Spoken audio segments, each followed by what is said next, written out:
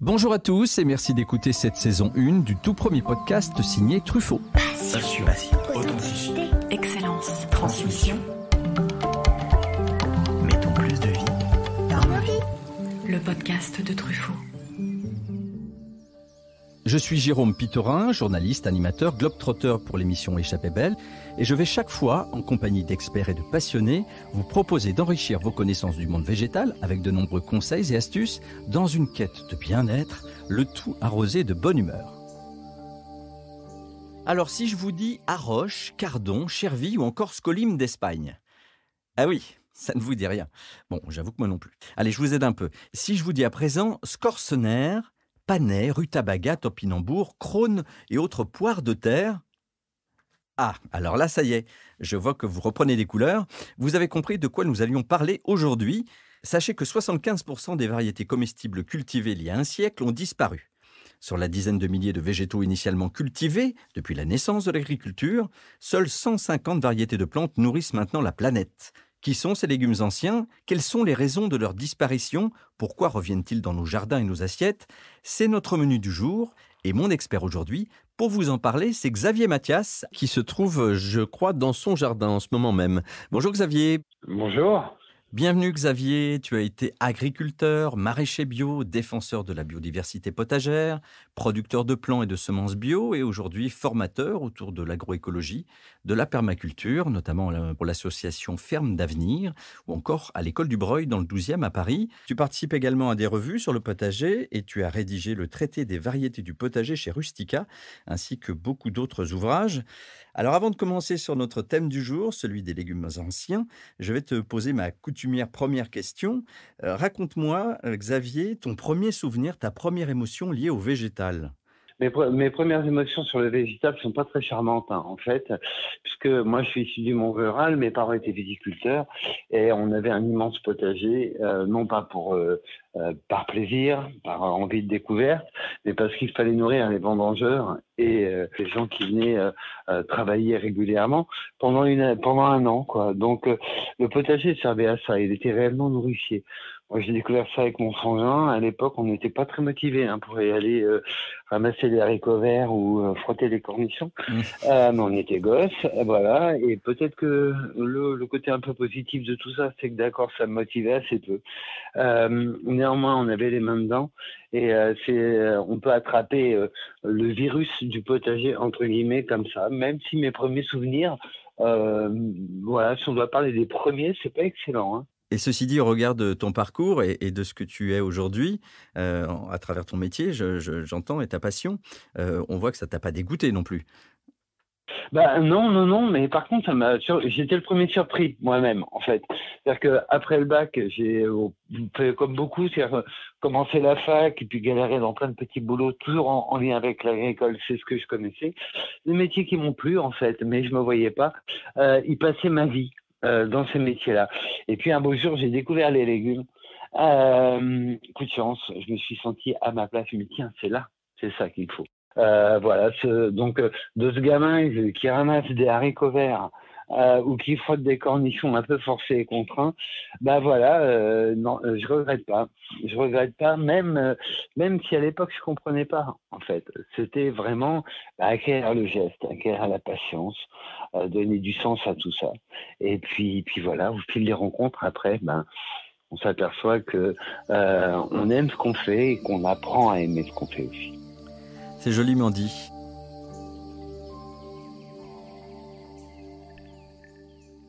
Alors aujourd'hui, notre thème du jour, c'est les légumes anciens, oubliés, ou dit légumes d'antan aussi. Est-ce que toi qui les connais bien, tu peux nous dire qui sont-ils? Légumes anciens, légumes oubliés, légumes d'antan. Quand on cherche la source, on s'aperçoit que non. Pour l'essentiel d'entre eux, ils ne le sont pas anciens. Ils sont même relativement récents. Le potimarron, par exemple, c'est Philippe Desbrosses qui l'a introduit en France autour des années 1980. La fameuse tomate Green Zebra qui est si bonne, c'est une obtention de Tom Wagner là, en 85. C'est ancien. Les crônes, c'est Pailleux et Bois qui les introduisent à la fin du 19e. Donc, c'est pas si ancien que ça pour l'essentiel d'entre eux. Il y a quelques exceptions, dont le Panay, le Cherville, etc. Donc moi, je préfère parler de diversité. c'est juste si on dit qu'ils sont anciens chez eux. C'est-à-dire que la poire de terre, la Polymnia edulis, on l'a introduit en France à la fin du 19e, donc une introduction récente par rapport à notre histoire alimentaire, oui, mais cela dit, c'est un légume ancien sur la cordillère des Andes, ça fait longtemps qu'on la consomme. Alors après, si on parle de diversité, on s'aperçoit que assez souvent sont des légumes d'hiver, plutôt souterrains. Voilà, je parlais du cervi, des crônes, de la poire de terre. On peut parler des ocas du Pérou, de la capucine tubéreuse, Les légumes de la racines. glycine. Voilà, assez souvent. Et les légumes racines n'étaient pas tellement prisés, en fait. Ça, c'est notre côté aristocratique. Hein. C'est-à-dire qu'un aristocrate ne mange pas de légumes souterrains, c'est la pyramide des êtres, et l'enfer est plutôt souterrain, et manger de l'aérien, que ce soit du gibier aérien qui vole ou des fruits, c'est se rapprocher du divin. C'est plus noble, quoi. Voilà, c'est ça. Et on est resté attention, ne croyons pas qu'on soit tellement différents, puisque vous avez vu le succès des tomates. Or, les tomates, elles ne nourrissent pas tellement. Si on avait faim, on mangerait des pommes de terre. Hein. Mais est-ce que c'est si grave que ça? Non, à mon avis, non. Moi, je remercie les tomates d'avoir été des formidables ambassadrices de la diversité potagère. Voilà, on s'est aperçu que les tomates, elles n'étaient pas forcément rouges et rondes. Alors justement, explique-moi, Xavier, quand et comment elles sont arrivées en France, toutes ces variétés? Très doucement et avec beaucoup de suspicion. On va parler des tomates, par exemple. Les tomates, c'est des solanacées. Les solanacées, on a beaucoup de spontanés toxiques en France. Donc, on les regarde un peu d'un sale œil. On la cultive néanmoins comme une plante d'ornement. Et puis, il faut attendre les années 1885 pour qu'elle devienne un légume à part entière. Donc, c'est relativement récent. Après, pomme de terre, pareil, même méfiance, sauf qu'elle est introduite beaucoup plus tôt. Il aurait fallu tout le parcours du combattant de communication de Parmentier pour qu'enfin elle puisse gagner nos étals et nos jardins. Et auquel cas, remercions les pommes de terre, puisqu'on n'a plus de famine en Europe, hormis la dernière grande famille irlandaise, depuis qu'on a les pommes de terre. Donc, le topinambour, il a un succès inouï en arrivant. Il arrive à la cour de Louis XIV, il a vraiment un grand succès, et puis tombe dans l'oubli. En fait, c'est assez chaotique, l'histoire des légumes. Voilà, je vous parlais de la tomate introduite comme plante d'ornement qui devient une plante alimentaire, et Dieu sait combien elle a un rôle important à jouer maintenant. Mais si on prend la capucine est introduite du Pérou comme une plante alimentaire, on l'appelait grand cresson d'Inde, grand cresson de Perse, et elle devient une plante ornementale. Donc tout ça est très chaotique, mais je dirais que c'est un petit peu comme l'évolution des mots ou de la langue. Et il peut y avoir des effets de mode, il peut y avoir des effets d'oubli. Et puis là, il y a un regain. En fait, qui est finalement relativement récent. Il y a un regain d'intérêt pour tous ces légumes. Alors justement, qui dit regain dit aussi disparition. Ces légumes sont arrivés, ils ont eu leur succès en leur temps, et puis finalement, ils ont disparu de nos potagers.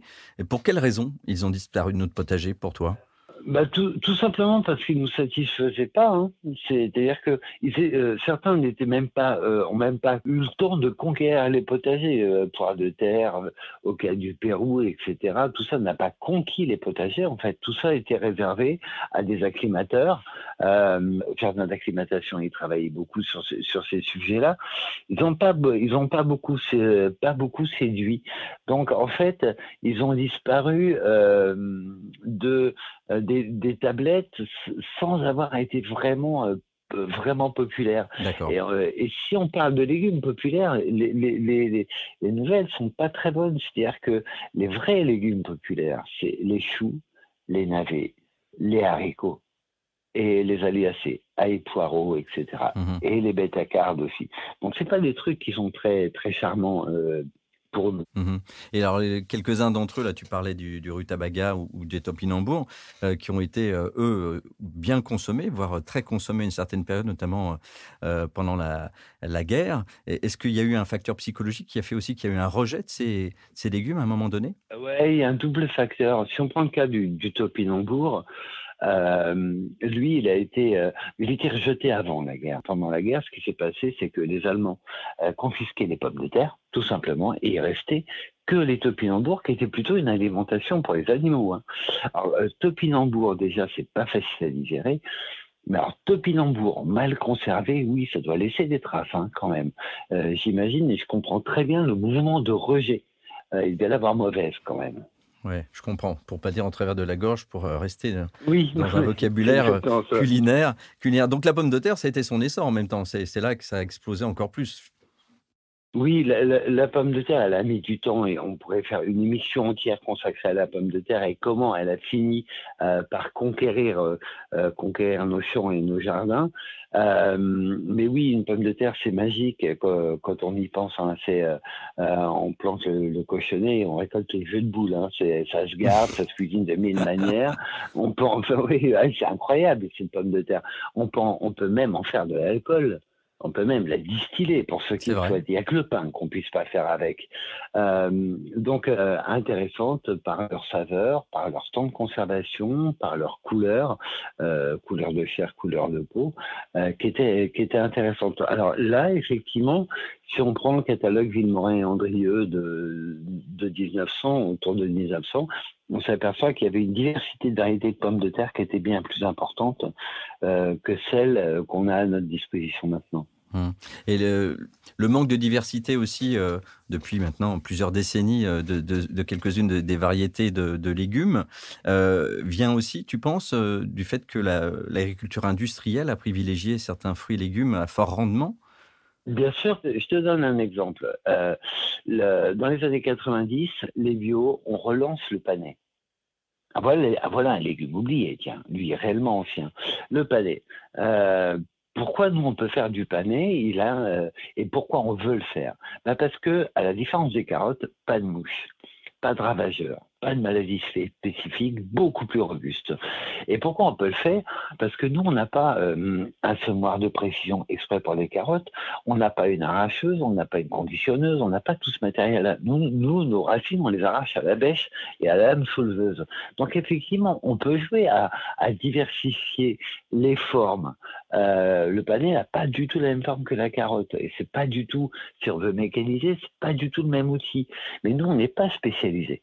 On est beaucoup plus polyvalent, donc on peut travailler sur du panais, comme on peut travailler sur la carotte longue type chantenay, ou de la carotte plus courte de type grelot. De toute façon, pour nous, ça revient au même. C'est le même matériel. Donc effectivement, l'industrie, elle a favorisé deux choses: des rendements élevés et homogènes, plus une mécanisation des cultures assez facilement mécanisables. Et donc, avec des agriculteurs qui se spécialisent dans l'une ou l'autre production. En bio, on a été beaucoup plus polyvalent, en fait. Et on a été plus réactif. Et alors, tu penses que c'est parce que tu es quelqu'un qui n'aime pas faire comme tout le monde que tu t'es intéressé à ces légumes anciens? Ouais, clairement. Ah ouais, j'ai horreur d'avoir les mêmes jouets que tout le monde pour Noël, moi. Donc, il y a vraiment de ça. Oui, clairement. J'aime ce côté original. Alors attention, hein, quand je produisais pas du tout que des légumes dits originaux, parce que j'en ai en AMAP beaucoup et au Grand Chef. Et une carotte, c'est super, une pomme de terre, j'adore, etc. Sauf que j'ai rajouté toute une gamme très diversifiée. Et c'est là que de nombreux producteurs bio ont été malins. C'est plutôt que se dire, on fait 10 rangs de pommes de terre, on va faire 7 rangs de pommes de terre, plus un rang d'oca, plus un rang de poires de terre, plus un rang de capucine tubereuse, par exemple. Donc, on a diversifié notre offre comme ça, tout en la sécurisant. Après, ce qu'il a fallu, c'est sécuriser la vente. Et comme ces légumes sont de saison, ils sont productibles localement, qu'ils ne demandent pas de traitement, qui sont pour nombre d'entre eux très bons avec des saveurs très particulières, voilà, ils ont enfin rencontré le succès qu'ils méritaient. Et c'est d'ailleurs le fait que ces légumes aient un goût qui change des anciens, des nouvelles saveurs. Pourquoi d'un seul coup le consommateur que je suis s'est dirigé vers ces légumes qu'il ne connaissait pas ou quasiment pas? Ah, C'était voilà. parce que c'était nouveau? C'est parce que il y avait cette connotation légumes oubliés, anciens, qui avait un côté affectif aussi qui Ouais. était là-dedans? Est-ce que c'était plus sain? Pour quelle Je raison? pense qu'il y a l'attrait de la nouveauté, ça fait absolument aucun doute. Il y a l'attrait de la nouveauté, il y a le goût, tout simplement, hein. Il y en a qui ont des goûts absolument extraordinaires. Je pense à la capucine tubéreuse, par exemple. Donc, et puis aussi un autre atout, moi, que je retrouve, beaucoup sont des légumes d'hiver, en fait. Et en Mmh. hiver, c'est vrai qu'on a l'impression qu'il y a moins de légumes, etc. Et eux, ils sont arrivés, ils ont complètement bousculé les codes. Et on s'aperçoit que la vraie saison des légumes, en fait, c'est l'hiver, qui a un Mmh. choix absolument invraisemblable. Et eux en font partie, vraiment. Ils ont permis de multiplier par 10 notre gamme. Et on les conserve naturellement, attention, hein. C'est ça qui est super intéressant. Ce qui fait que d'un point de vue nutritionnel, ils sont au bon moment, au bon endroit, ils nous font du bien. D'accord. Alors j'ai mon petit doigt qui m'a dit, en creusant un petit peu la terre, que ton légume préféré, c'était, la poire de terre. Qu'est-ce Ouais, que la poire de terre? Ça vient d'où? alors Explique-moi. et la poire de terre, pour moi, c'est le symbole de tout le travail qu'on a fait avec Sébastien Verdière à l'époque. Mmh. Qu'est-ce que j'aime chez elle? J'aime le fait qu'on puisse la conserver pendant des mois. J'aime le fait qu'elle soit jamais malade. J'aime le fait qu'elle soit aussi productive et j'aime le fait aussi qu'elle soit aussi belle. Aussi simple à cultiver, Mmh. avec un excellent temps de conservation un légume qui demande des efforts de la part de celui qui va le cuisiner, mais Mmh. qui va demander un petit tour de main pour que ça devienne un très bon légume. Et c'est un très bon légume. Alors, pour ceux qui ne connaîtraient pas, la poire de terre, hein, si je peux la décrire un peu visuellement, je dirais c'est entre le navet et le topinambour, couleur pomme de terre, avec une fleur, qui ressemble un peu au tournesol? Effectivement, alors si on l'appelle poire de terre, c'est parce qu'elle a une chair granuleuse, en fait, comme la poire, et de terre parce que le tubercule est souterrain. La partie végétative, elle, peut atteindre 1,50 m de haut facilement, et elle a des fleurs, effectivement, ce que tu dis, hein, qui ressemble à des tournesols, c'est la même famille, hein. Et Mmh. c'est une plante à mettre soit en sujet isolé dans son jardin, soit en rideau, soit en rang dans le potager, qui mérite vraiment sa place parce qu'elle vaut le coup d'œil.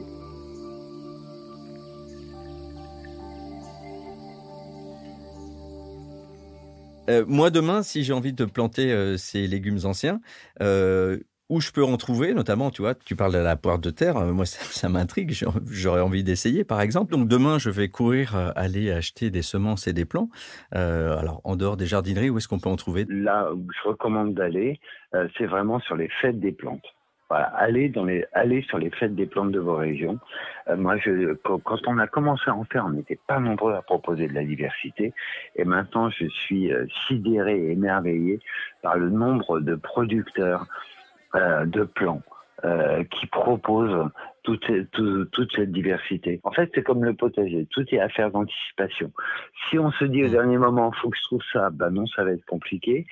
Si on se dit l'hiver, voilà, qu'il y a ça et ça qui nous intéresse, qu'on lance une recherche sur Internet, qu'au mois de mars, avril, on va faire une fête des plantes, il n'y a pas de souci, on les trouvera, ces plantes. D'accord. Alors comment faire, dernière question, pour, ne pas se retrouver, à nouveau à voir ces légumes, ces variétés disparaître? Ah, il y a Est-ce qu'il y qu'une a une conservation qui se fait? Oui, en fait, il se produit en ce moment la meilleure conservation qu'on puisse imaginer. Regardons les potagers autour de nous, quoi. C'est incroyable. Déjà, la surface, ça a explosé, la surface potagère. Ça, je trouve ça une Mmh. très, très bonne nouvelle. Et en plus de ça, on voit dans les potagers une diversité absolument hallucinante. Donc là, ce qui nous rappelle que la diversité, elle est vivante dans nos jardins. Vraiment, c'est là qu'elle est et que on a en plus de ça des passionnés, hein. Moi, je rencontre des gens qui sont très très bons, qui ont des choses que j'ai pas, etc. Et ça circule et ça s'échange et ça tient en vie dans nos jardins. D'accord, donc il y a déjà des structures, que ce soit associatives ou encore plus individuelles, qui font Voilà. qu'on peut garder ces variétés et ne plus les voir disparaître à tout jamais. C'est plutôt une bonne nouvelle alors. Voilà, c'est plutôt une bonne nouvelle. Malheureusement, et effectivement, il y a quelques variétés qui ont disparu, ou qu'on est. Alors, moi, j'aime pas dire qu'elles ont disparu. Je dis qu'on les recherche encore, mais je suis sûr qu'elles sont quelque part dans un jardin. Je pense au cardon de Tours, par exemple, qu'on n'a toujours pas retrouvé. Par contre, le melon de Tours, je parle pour ma région, le melon de Tours est retrouvé, comme celui de Lunéville, comme le sucrin de Honfleur. Donc, ça, en fait, ça ne disparaît pas complètement. Oui, il faut savoir aussi peut-être bien s'en occuper, c'est tout ton talent également. Il est l'heure pour moi de te remercier, Xavier, de nous avoir partagé ton expérience et ton enthousiasme pour ces légumes oubliés. Avec grand plaisir. À bientôt, Xavier.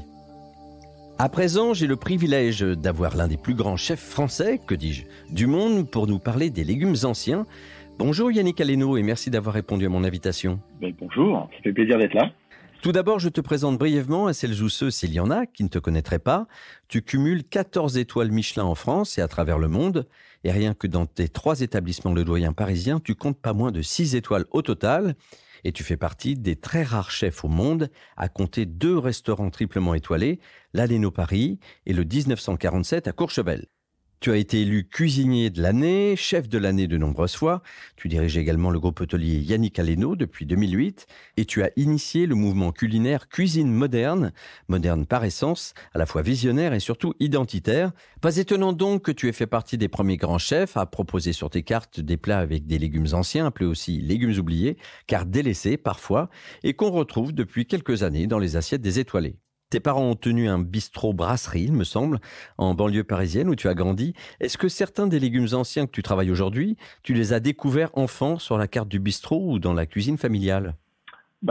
Quand j'étais jeune, en fait, ces légumes oubliés, oublier ce que disait Bocuse, il faut les oublier. Je pense que c'est une erreur d'avoir dit ça parce que ça faisait partie de ces légumes populaires. Il faut se remettre un peu aussi dans le contexte de l'après-guerre où tout le monde mangeait du topinambour et des choses comme ça. Ou du cerfeuil tubéreux, etc. Et je trouve que on était passé à l'époque à côté d'un vrai truc gustatif, quoi. Un vrai intérêt culinaire. Donc, il faut se précipiter vers ces légumes parce que déjà ils sont pas chers, ils sont extrêmement intéressants. Et est-ce que tu te souviens quand tu as commencé à t'y intéresser ? Il y a eu effectivement mes premiers tour de couteau ou tour de casserole, je sais pas comment on peut appeler ça, quand j'étais très jeune chef, et je cherchais effectivement un peu de côté original dans des choses que je n'avais jamais travaillé. J'étais toujours à la quête de quelque chose de nouveau pour moi. Alors effectivement, on a remis à la mode un peu ces légumes-là, mais qui sont formidables. Donc ça a commencé effectivement par m'intéresser à toute une page hivernale qui est très pauvre en légumes, en tout cas on va dire entre guillemets de luxe. Et donc je me suis tourné vers des choses moins connues, moins là en fait. Mais ça fait partie de tout le travail que j'ai pu réaliser avec des producteurs en Île-de-France, de la réversion agricole en Île-de-France, avec le terroir parisien. Et on a retrouvé des légumes le haricot de chevrier, le haricot de Pompadour, le topinambour, l'asperge d'Argenteuil, tous ces légumes comme ça qu'on n'avait plus l'occasion de goûter et qui sont des choses extraordinaires. Ce sont donc plutôt ceux du terroir parisien ou bien d'Île-de-France que tu utilises. Ouais. Alors, les légumes oubliés, on commence quand même à mettre une image dessus en France, des goûts peut-être même pour certains. Est-ce qu'ils ont une réelle qualité gustative, un véritable intérêt nourrissant, ou sont-ils uniquement un phénomène de mode ? En fait, je pense qu'il faut les regarder autrement. C'est-à-dire, il faut oser presque les traiter comme une viande. J'entends par là qu'il faut oser les rôtir, il faut oser les mettre en croûte de sel, ou un poisson d'ailleurs, où il faut oser, pourquoi pas les placer en croûte d'argile, ou oser les mettre dans une papillote, comme on pourrait faire sur un morceau de volaille, vous voyez ce que je veux dire. Et surtout, bien nettoyer, ne pas enlever les peaux, parce que les peaux, elles sont extrêmement goûteuses. Moi, je fais beaucoup de bouillon avec aussi, vous savez, je mixe les légumes accrus, je mets de l'eau, et je fais bouillir ça, et ça fait comme une clarification de bouillon, c'est-à-dire que je dirais la chair remonte à la surface et se fige à la surface. Vous pouvez mettre un petit blanc d'œuf également dedans. Donc j'explique. Vous mixez ça, vous laissez toute la pulpe vous mettez un petit blanc d'œuf là-dedans, et vous mettez ça à bouillir tranquillement, et vous allez avoir un chapeau qui va s'opérer, vous allez avoir une espèce de croûte au-dessus, et ça va clarifier l'eau de ces légumes qui est juste exceptionnelle, très nourrissante. Là-dedans, vous mettez 3 ravioles, un peu d'huile parfumée, et ça vous fait un plat remarquable. Donc, il faut vraiment regarder ces légumes avec beaucoup de créativité. Ça donne très envie, en tout cas, ça paraît tellement simple quand tu nous l'expliques. Quels sont ceux, toi, que tu aimes travailler ? Mets-nous un peu l'eau à la bouche. Est-ce que tu en as d'ailleurs en ce moment sur quelques-unes de tes cartes ? Là, en ce moment, j'ai écrit un principe de bouillon. Alors, c'est très compliqué, mais on cuit les légumes à la juste température et après, on fait une réduction par le froid. Donc ça, c'est irréalisable évidemment à la maison, mais ce qui donne un vrai renouveau aux légumes. Donc, je vous donne un exemple, un céleri rase, on le cuit 83 degrés pendant 12 heures et on va le faire réduire ensuite à un taux de concentration extraordinaire et ça fait des bouillons géniaux. Ceci dit, prenez un cerfeuil tubéreux ou tous les tubéreux comme ça, toutes les racines tubéreuses sont extraordinaires. Persil, cerfeuil, qui sont absolument formidables. Soit vous les faites rôtir, donc vous les lavez bien, vous les coupez en deux, vous donnez des petits coups de couteau, des incisions comme ça tout le long, sans aller jusqu'en bas du légume. Vous les faites rôtir au four avec une petite gousse d'ail, un peu de beurre et du thym. Ça devient croustillant, c'est juste génial. J'ai bien fait de poser la question, moi.